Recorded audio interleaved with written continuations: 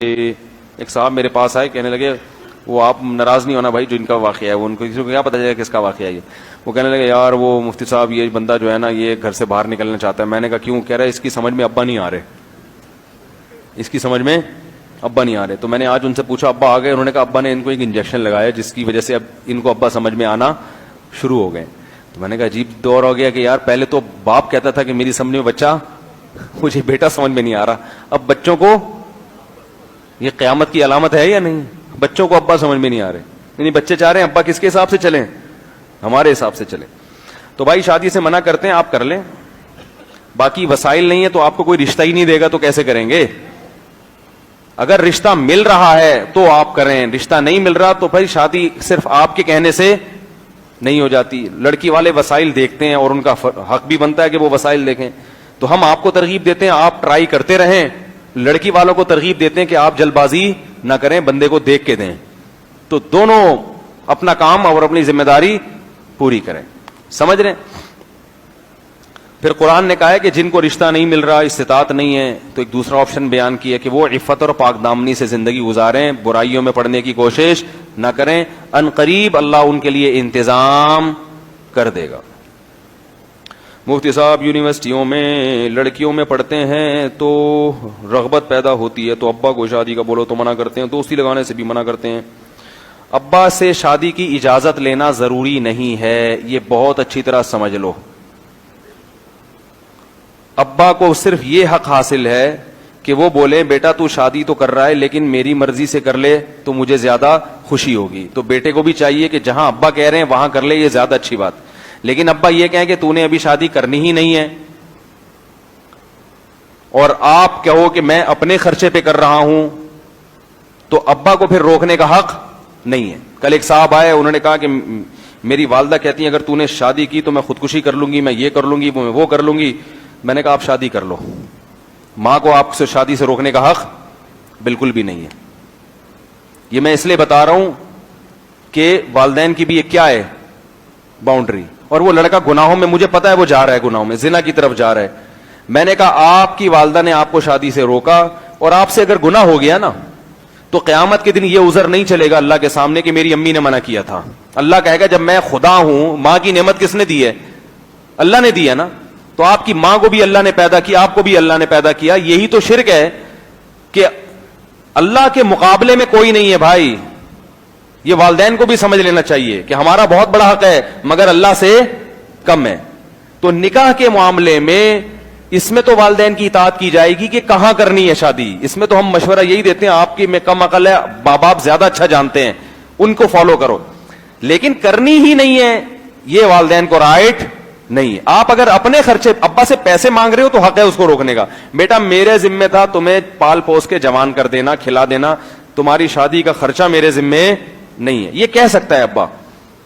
لیکن بیٹا اپنی تنخواہ پہ کر رہا ہے, پھر باپ کو بھی روکنے کا حق نہیں, ماں کو بھی نہیں, بھائی کو بھی نہیں, بہن کو بھی نہیں, پڑوسیوں کو بھی نہیں, امام صاحب کو بھی نہیں, کسی کو بھی نہیں ہے. بلکہ ترغیب ہے شریعت کی کہ کر لو. تو میں ایسے نوجوانوں کو کہتا ہوں کہ اس سے پہلے کہ زنا میں پڑھو, برائی میں پڑھو, گناہوں میں پڑھو, کر لو. ابا اما کو سمجھاؤ, مناؤ, مان جائیں ٹھیک ہے, نہیں تو کر کے بتا دو ابا ہو گئی ہے, آپ میرے ابی ابا ہیں, میں آپ کے ساتھ اچھی طرح سے بات کروں گا, بہو کو گھر میں رکھ لیں ٹھیک ہے, نہیں تیار ہوتے میں الگ گھر لے کے رکھ رہا ہوں.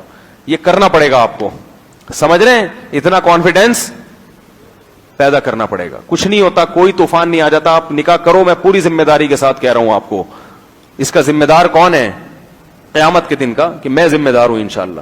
اور ہمت کر کے کرو, یہ ماں باپ نہیں کرنے دیں گے بھائی. ماں باپ کو آخرت کا خوف نہیں ہے, وہ نہیں جانتے شریعت. وہ یہی ہے, میرے بڑی والی بیٹھی ہوئی ہے تو بڑا بھائی بیٹھا ہوا ہے تو 3 بھائی اوپر بیٹھے ہیں, ان کو کس نے کہا بیٹھنے کو بھائی؟ وہ کھڑے ہو جائیں. ابھی تیرے 3 بڑے بھائی بیٹھے ہوئے, تجھے شرم نہیں آتی؟ ان سے بولو اماں مجھے اکیلے گھومتے ہوئے شرم آتی ہے. مجھے جو ہے نا یونیورسٹیوں کا ماحول کیسا ماحول ہے, کیا حالات ہیں, اس میں اپنے آپ کو گناہوں میں دھکیل رہے ہو. ایک دفعہ زنا میں پڑ گئے پھر اس دلدل سے نکلتا نہیں ہے انسان. ماں باپ کو تو پتہ ہی نہیں ہے, وہ تو ہمیں پتہ ہے والدین کی اولادوں کے حالات کیا چل رہے ہیں. اگر ان کے ماں باپ کو بتا دیں وہ تو ٹینشن سے مر جائیں کہ ہمارے بچوں کی حرکتیں کیا ہیں. تو ان کو پتہ ہی نہیں ہے, پرانے ہو گئے بےچارے, اللہ ان کو اور عمریں لمبی عطا فرمائے. وہ اپنے زمانے کے لحاظ سے دیکھ رہے ہیں کہ وہ جب ہمارے ہم کو تو ابا پہلے کیا ہوتا تھا, ابا بیٹے سے کہتے تھے بیٹا شادی کر لو, بیٹا 6 مہینے تک شرماتا رہتا تھا.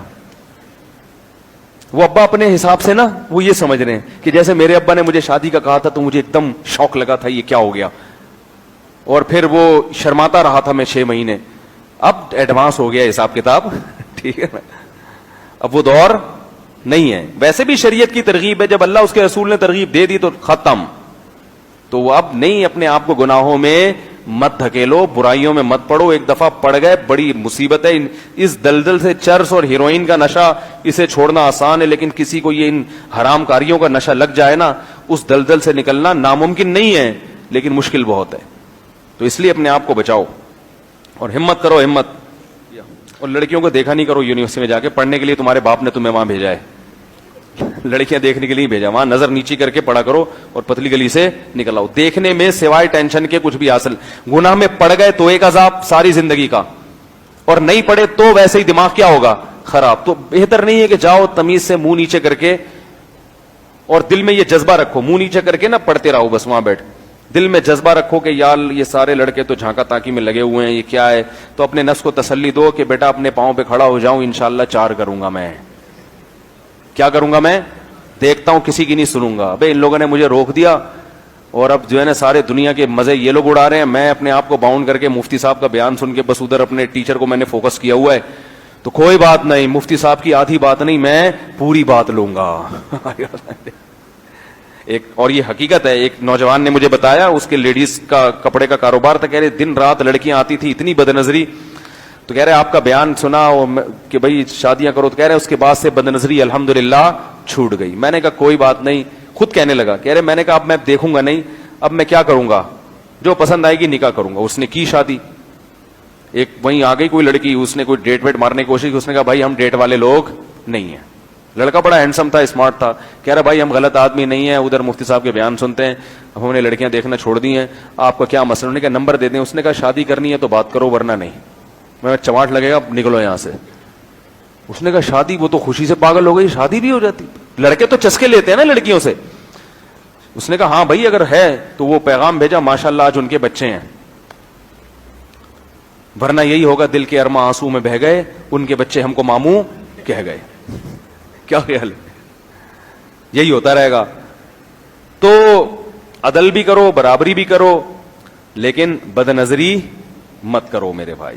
یونیورسٹیوں میں دوستیاں مت لگاؤ. دیکھو اللہ کی جہنم چھوٹی نہیں ہے.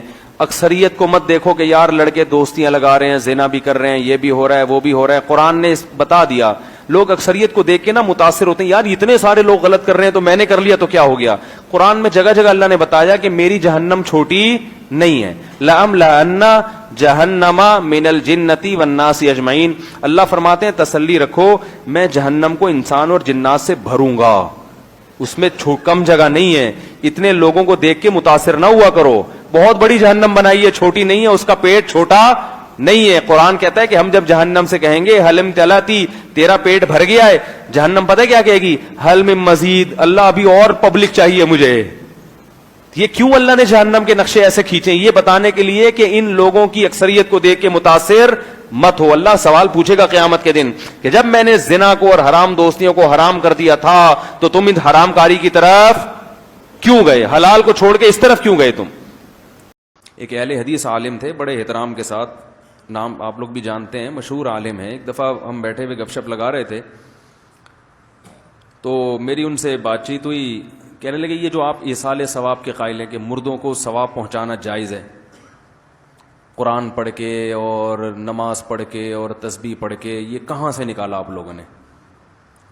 میں نے کہا حدیث سے نکالا. کہنے کون سی حدیث ہے. میں نے کہا حدیث میں آتا ہے صحابی نے رسول اللہ صلی اللہ علیہ وسلم سے عرض کیا ان امی توفیت عنی, میری ماں کا انتقال ہو گیا ہے, افاتصدق عنہا, کیا میں ان کی طرف سے صدقہ کر سکتا ہوں. آپ نے فرمایا نعم, ہاں. میں نے کہا یہاں سے نکالا ہے.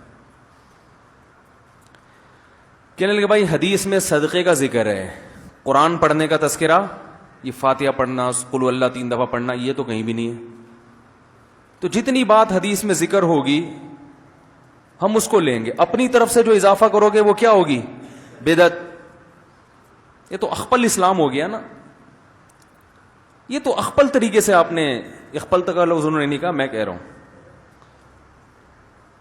بھائی جس چیز کا نبی نے کہہ دیا اس کو مانو, جس کا نبی نے نہیں کہا اس کو نہیں مانو. تو آپ کیوں فقہ حنفی کی اندھی تقلید کر رہے ہو؟ مجھے کہنے لگے, بے تکلف ہیں, دوست ہیں, آپ کیوں فقہ حنفی کی اندھی؟ یعنی ان کا کہنے کا مقصد تو یہی تھا نا کہ آپ قرآن و سنت کو چھوڑ کر کس کے پیچھے چل رہے ہو؟ امام حنیفہ کے پیچھے چل رہے ہو. میں نے کہا امام حنیفہ, ان سے نہیں کہا, آپ سے کہہ رہا ہوں کہ امام ابو حنیفہ کے پیچھے کوئی قرآن و سنت کو چھوڑ کے نہیں چلتا. امام حنیفہ اگر قرآن و سنت پہ چل رہے تھے تو ان کے پیچھے چلنے والا قرآن و سنت کو چھوڑنے والا کہلائے گا ہی نہیں. یہ عجیب بات ہے, ایک بس حیدرآباد جا رہی ہے, آپ کو 100% یقین ہے حیدرآباد جا رہی ہے, اب آپ اس بس کے پیچھے پیچھے چل رہے ہیں. کوئی تانا دے رہا ہے کہ حیدرآباد کا راستہ چھوڑ کر آپ اس بس کے پیچھے کیوں چل رہے ہو؟ تو بھائی اس لیے چل رہے ہیں کہ حیدرآباد کے راستے پہ چل رہی ہے. کیا ہو گیا بھائی؟ اتنی بھی سینس نہیں ہے یار, کیسی باتیں کرتے ہو؟ جب آپ مانتے ہو کہ یہ بس حیدرآباد جا رہی ہے تو پھر اس کے پیچھے چلنے والا حیدرآباد کے راستے کو چھوڑ کر پیچھے چلنے والا نہیں کہلائے گا, بلکہ عین حیدرآباد کے راستے ہی پر چلنے والا کہلائے گا وہ. اور یہ عمل اندھی تقلید نہیں کہلائے گا. ہاں وہ اس بس کوئٹہ جا رہی ہے اور آپ حیدرآباد جا رہے ہو, نیت حیدرآباد جانے کی اور بس کے پیچھے چل رہے ہو, تو پھر ہم کہیں گے حیدرآباد کا راستہ چھوڑ کر اس بس کے پیچھے کیوں چل رہے ہو. جیسے مشرکین حق کا راستہ چھوڑ کر اپنے باپ دادا کے پیچھے چلا کرتے تھے, ان کو قرآن نے اندھی تقلید کہا ہے. تو میں نے ان سے عرض کیا, میں نے کہا بھائی مولانا صاحب قابل احترام ہے, طنز کرنا مقصد نہیں ہے. قرآن و سنت کا اصول یہ ہے کہ قرآن جزیات کے ضمن میں کلیات بیان کرتا ہے. صدقے کا تذکرہ کا مطلب یہ نہیں کہ صرف صدقہ جائز ہے. صدقہ اس لیے جائز ہے کہ وہ ایک نیکی ہے, تو جو عمل بھی نیکی ہوگا اس کا ثواب پہنچانا جائز ہوگا. علت نیکی ہونا ہے. اس حدیث میں تو صرف اتنا ہے کہ ان کی طرف سے صدقہ کر سکتے ہو, یہ نہیں کہ صرف صدقہ ہی کر سکتے, کچھ اور نہیں. پتہ ہی چلا کہ یہ جو میت کا عمل باطل ہے, ختم ہو جاتا ہے. انقطع عملہ الا من ثلاث, حدیث میں آتا ہے میت کے مرتے ہی عمل ختم ہو جاتا ہے. تو وہ صدقۃ جاریہ, صدقہ جاریہ رہتا ہے. ولد صالح یدعو لہ, نیک اولاد جو اس کے لیے دعا مانگے. او علم ينتفع به, وہ علم جو وہ چھوڑ کر جائے. اچھا وہ عالم جو تھے یہ حدیث بھی پیش کر رہے تھے کہ حدیث میں تو 3 چیزوں کے جاری ہونے کا تذکرہ ہے, چوتھی چیز تو نہیں ہے. میں نے کہا کون سی 3 چیزیں؟ کہہ رہے ہیں صدقہ جاریہ جو میت نے خود کی ہو, علم جو میت چھوڑ کر گئی ہو, اور تیسری چیز ولد صالح یدعو لہ, نیک اولاد جو دعا مانگے. میں نے کہا اسی سے پتہ چل رہا ہے کہ آپ تشریح صحیح نہیں کر رہے. اولاد کے علاوہ اگر کوئی دعا مانگے تو قبول ہوگی؟ اس میں تو اولاد کا ہے, اور اولاد کے ساتھ بھی صالح کی قید ہے, نیک. پتہ چلا گٹکے والا بچہ اگر دعا مانگے گا تو وہ قبول نہیں ہوگی کیا؟ ہمارا تو یہ عقیدہ ہے کہ فاسق اولاد بھی دعا مانگے تو ماں باپ کو بہرحال فائدہ ہوگا. دعا تو مومن کی فائدہ ہی پہنچاتی ہے نا.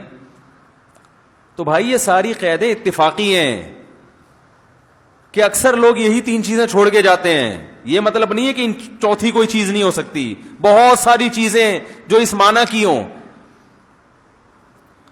اب ایک آدمی اگر علم چھوڑ کر گیا ہے تو علم چھوڑنے کی ایک صورت یہ ہے کہ آپ نے لوگوں کو قرآن سکھایا, حدیث سکھائی, لوگ اس کو فالو کر رہے ہیں. ایک یہ کہ مدرسہ بنا کے چلے گئے آپ, یہ بھی تو علم چھوڑنا ہے کہ نہیں ہے. ایک یہ کہ آپ کے نام پہ کسی نے مدرسے پہ صدقہ کر دیا, صدقہ ہو گیا نا آپ کے نام پر, تو صدقہ بھی ہو گیا, اور اس صدقے کا فائدہ کیا ہے؟ اس مدرسے میں جب تک علم حاصل ہوگا تو وہ علم کا ثواب بھی کس کو ملے گا؟ تو یہ بالواسطہ یہ بھی علم چھوڑا انہوں نے. تو کلیات بیان کیے جاتے ہیں جزیات کے ضمن میں. صدقہ مقصد نہیں ہے, مقصد ہے نیکی, کوئی بھی نیکی ہو. تو وہ پھر کہنے لگے پھر ہمیں کسی صحابی سے قرآن خوانی کا ثبوت کیوں نہیں ملتا, کسی صحابی سے فاتحہ پڑھنا, سورہ اخلاص پڑھنے کا ثبوت کیوں نہیں ملتا. یہ بھی ایک اشکال کیا جاتا ہے. اس اشکال کا جواب یہ ہے کہ اجتماعی سطح پہ ایصال ثواب صحابہ سے ثابت نہیں ہے. اگر ہوتا تو اجتماعی سطح پہ کیا ہوتا نا تو یقیناً نقل ہوتا, کیونکہ اس کو دیکھنے والے لوگ ہوتے ہیں. انفرادی سطح پہ کیا ہے یا نہیں کیا, اس کے بارے میں حدیث خاموش ہے. وجہ اس کی ہے کہ یہ کرنے کے لیے صرف دل کی نیت کافی ہے. آپ دل میں نیت کر لیں کہ اے اللہ اس کا ثواب فلاں کو پہنچے, تو یہ نیت تو ایک مخفی چیز ہے نا. اسی وجہ سے ہم کہتے ہیں اجتماعی قرآن خوانی میت کے لیے جائز نہیں ہے، وہ جائز نہیں، یہ بدعت ہے، یا کوئی بھی اجتماعی عمل ہے۔ لیکن پھر بھی میں ایک بات کہتا ہوں کہ جس کا حدیث میں صراحتاً ذکر ہے، کیونکہ یہ مسئلہ ہے بہرحال اختلافی، بہت سے فقہا صدقے کے علاوہ کسی چیز کے ایصال ثواب کے قائل نہیں ہیں۔ دین کی بات پھیلانا جاریہ ہے، صدقہ جاریہ ثواب کی نیت سے ویڈیو کو شیئر ضرور کیجئے۔ جزاک اللہ۔